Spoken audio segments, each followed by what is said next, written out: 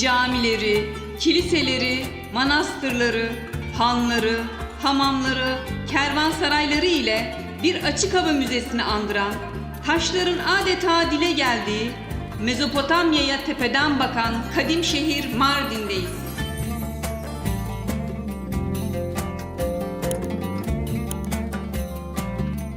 Nereye binmek isteyen buyurun. Ata bindirelim mi amca?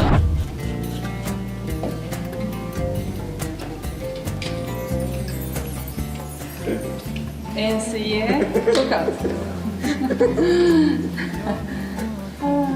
Biraz öyle. Ne oldu? Yağlıyoruz seni. Evet. Sıcaklığa dayanmak için. Yani tabii bunu kuşuyu bağlıyoruz. Evet. Atlamıza. Şöyle döndürüyorsun. Evet, ben şöyle tutayım. Şöyle şurada, elin burada diğeri. Bunu çekiyorsun şöyle, döndürüyorsun, şöyle çeviriyorsun ve sıkıyorsun. Tamam, iyice sıkıyorum. Şurada şöyle düzeltiyorsun. Bir öne bir arma. Çek elini ve şuradan şöyle sıkıyorsun. Hani döndürdük ya, hı. oraya sıkıştırıyorsun. Tamam. Şöyle düzelt. Yaparım inşallah. Becerebilirim. Beceremezsen gel ben yarın bağlarım. Tamam, uğrarım eğer yapamazsın. Düzeltirsin sen kendine göre böyle Tamam. bir şey model verirsin ona. Tamam. Bakayım canım, çok güzelsiniz. Teşekkürler. Sağ olun. Atlayamadım. Mardin kapısını atlayamadım türküsü de bu arada bir Diyarbakır türküsüymüş. Mardin'e ait değilmiş.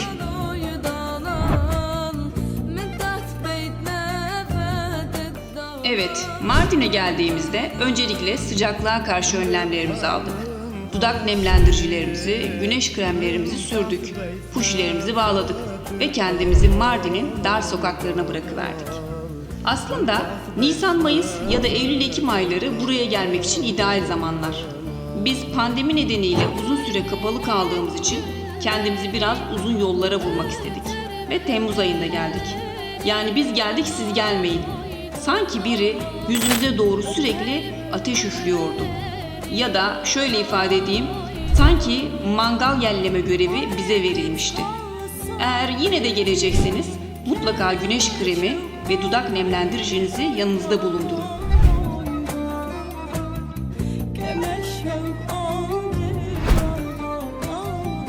Eski Mardin sokaklarını gezerken hiçbir şekilde kaybolmuyorsunuz. Birinci caddenin alt tarafında kaybolduysanız yukarıya doğru, üst tarafında kaybolduysanız aşağıya doğru inip her şekilde birinci caddeye çıkıyorsunuz. Dolayısıyla kaybolmaktan çekinmeden gezebilirsiniz.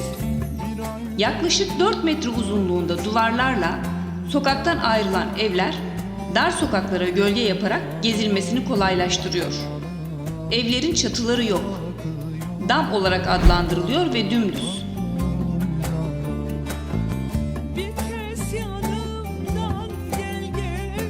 Geleneksel Mardin taş evleri, bölgede bulunan çok sayıda sarı kalker taş ocağından çıkarılan taşlarla yapılmış. Bu taşların en önemli özelliği, ocaktan ilk çıkardıklarında kesiminin, işlenmesinin kolay olması. Zamanla güneş ve hava ile temas ettikçe sertleşmesi.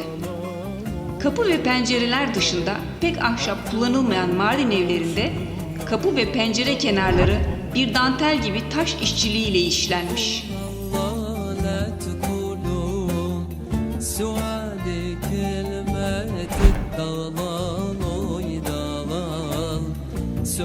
Eski Mardin sokaklarının en önemli yapılarından biri, hatta şehrin simgelerinden de biri abbaralar. Abbaralar binaların alt tarafında sokakları birbirine bağlayan geçit anlamına geliyor.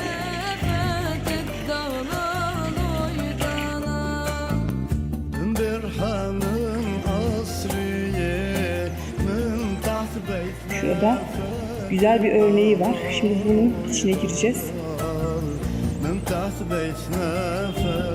Sokakların bu kadar dar olmasının nedeni güneşten korunmak. Yazın çok sıcak oluyor burası. Biz dolaştığımız zamanlarda da 45 dereceydi. Ve binalar bu kadar birbirine yakın yapıldığında güneşten de korunuyorlar. Baralarda da yazın buranın altından geçerken bayağı serinliyorsunuz.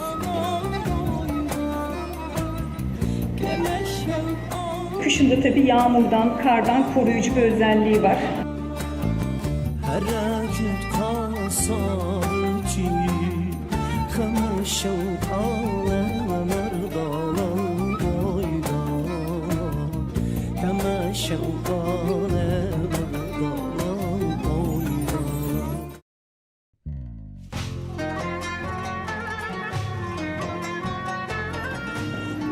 Eski Mardin'in tek caddesi olan 1. caddeye çıkıyoruz.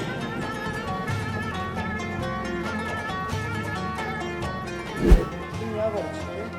Zeytinyağı ve zeytinyağı. Onlardan ne? Bunu teyzem... Bıttım yağı dediğiniz şey değil mi? Düşen fıstık çeşidi. Ha, fıstığı Aşılanmış. aşılanmamış hali, evet. Evet. Şöyle kestiğinde. Kestiğin zaman tek kokusu çıkar ve kesildikten 10 dakika sonra kokusunu yitirir çünkü içinde koruyucu madde var. Kokmayacak mı bir daha onlar? Ha, koruyucu olmadığı için. Evet yani yok yıkandığınız zaman kokusu gelir tabii ki. Banyo yapılıyor bundan. Evet, Saçımızı bu- yıkıyoruz. Saç için.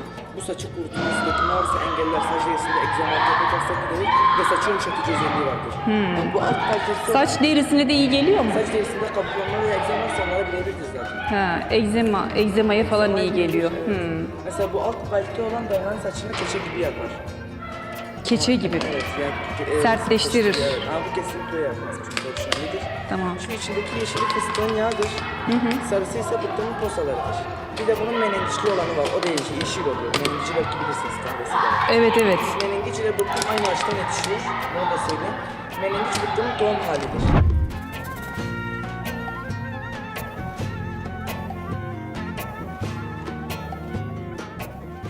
Birçok Mardin fotoğrafına kıyıdan, köşeden bir şekilde giren şehrin en eski camisi Ulu Cami'deyiz. Yaklaşık 900 yıldır ayakta olan cami, üstündeki yazıta göre 1176 yılında Artuklu Sultanı Kutbettin İlgazi zamanında yapılmış. Dilimli kubbesi ve minaresiyle şehrin sembolü olan Ulu Cami, kayıtlara göre 2 minareli inşa edilmiş. Fakat bir minaresi günümüze ulaşamamış.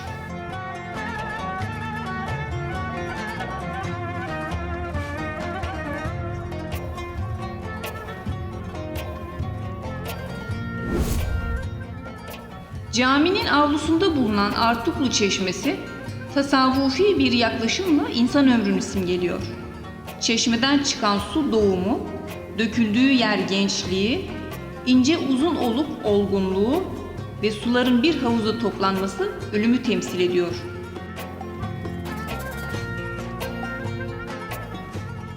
Daha sonra bu su kanallarla toprağa aktarılıyor ve su topraktan tekrar can buluyor.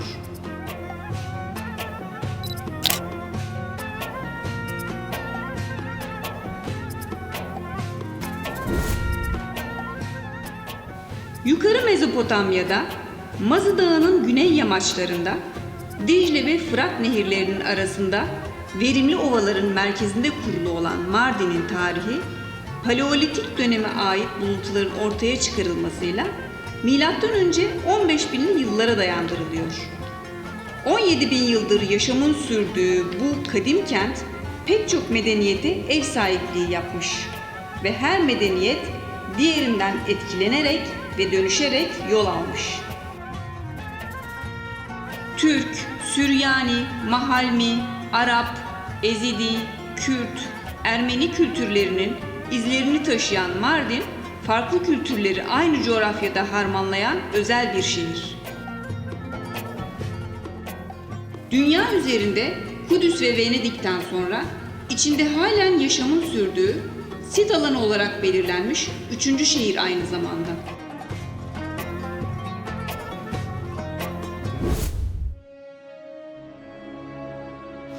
Dünyanın en eski Hristiyan topluluklarından biri olarak kabul edilen Süryanilerin şehirdeki derin izleri Mardin'i özel kılan sebeplerden biri. Şimdi de Yukarı Mezopotamya'nın en ünlü tarihi yapıtlarından biri olan Deyruz Zafaran Manastırı'ndayız. Milattan önce 2000'li yıllara dayandırılan Şemsilere ait bir güneş tapınağının üzerine milattan sonra 5. yüzyılda inşa edilmiş bu manastır.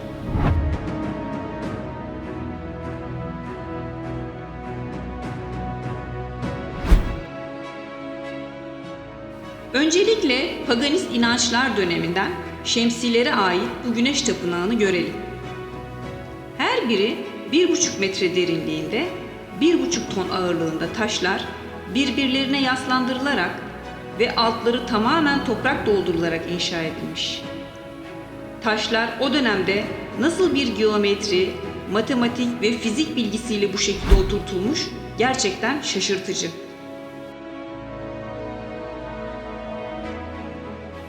Toprak zemin üstünde V şeklinde 6 sıra sağ, 6 sıra sol ve ortaya kilit taşları yerleştirildikten sonra alttaki toprak tahliye edilmiş ve günümüzde bile 600 tonluk bir yükü kaldırabiliyor. O dönemde bu dar pencereden gelen güneş ışınlarına tapınılır, adaklar, kurbanlar kesilirmiş burada.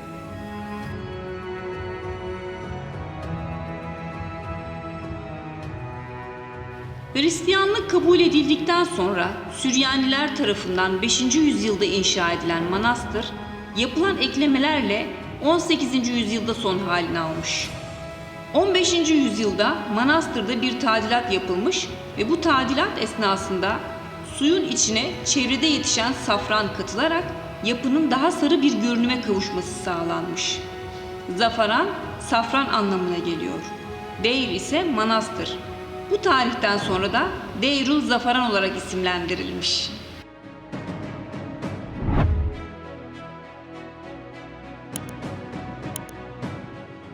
Manastırın ana kilisesindeyiz. Süryanilerde 7 vakit ibadet yapılıyor. Bunlardan 3'ü toplu ibadetler. Her gün sabah, öğlen ve akşam yapılıyor. Diğer 4'ü ise bireysel ibadetler. Üst tarafta gördüğümüz bölüm ise ayin bölümü. Çarşamba, cuma ve pazar günleri burada ayin yapılıyor. Sivil halktan hiç kimse kesinlikle ayin bölümüne geçemiyor. Kutsal bir yer olduğu için sadece din adamları, patrikler ve metropolitler girebiliyor. Ayin bölümünde 2 büyük makam kürsüsü var. Uzun süren ayinlerde patrikler ya da metropolitler burada oturuyor. Sağdaki 500 yıllık ve fil dişi süslemeli. Diğeri ise cevizden yapılmış ve 400 yıllık. Tavanda gördüğünüz süslemeler orijinal ve milattan sonra 5. yüzyıla ait.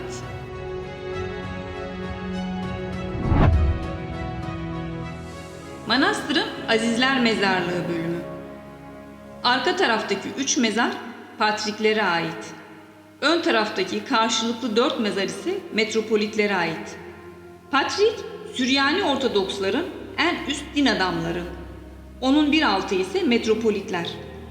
Bu 7 mezar alanında toplam 52 üst düzey din adamının mezarı bulunuyor. Din adamları ayin esnasında giydikleri elbiselerle defnediliyor. Kıyamet gününde Hz. İsa'nın doğudan geleceğine inanıldığından onu hazır bir şekilde karşılaması için bir sandalyeye oturtulup yüzleri doğuya dönük olacak şekilde defnediliyor.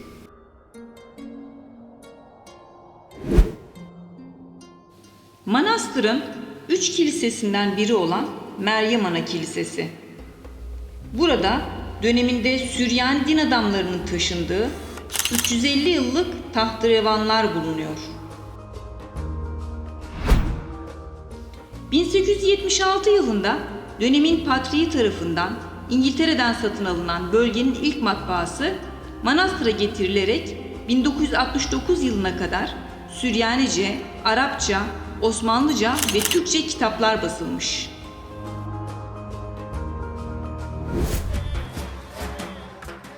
...700 yıllık tarihi olan Kasımiye Medresesi'ndeyiz.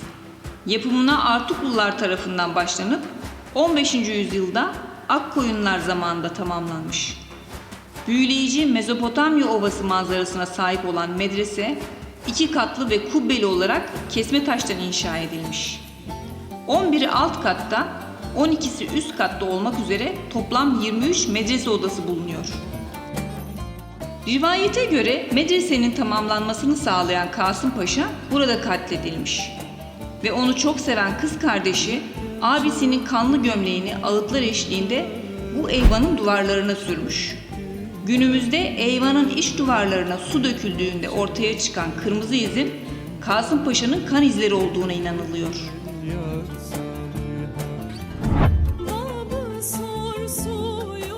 Mardin'de medreselerin ve avlulu camilerin hemen hepsinde bulunan çeşmeler Kasımiye Medresesi'nde de bulunuyor. Genellikle eyvan içinde yer alan bu artuklu yapılarında çeşme ve su yine insan hayatına benzetilmiş. Kaynağından doğan su küçük havuzdan çocukluk ve gençlik günlerini tamamlayıp daha büyük olan ikinci havuza doluyor. Oradan da mezar şeklindeki üçüncü havuza kaçınılmaz sona akıyor.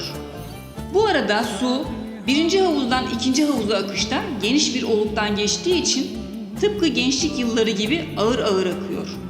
İkinci havuzdan son havuza geçişi sağlayan oluk ise dar olduğundan su hızlı akıyormuş gibi görünüyor. Tıpkı orta yaştan sonra geçen yıllar gibi.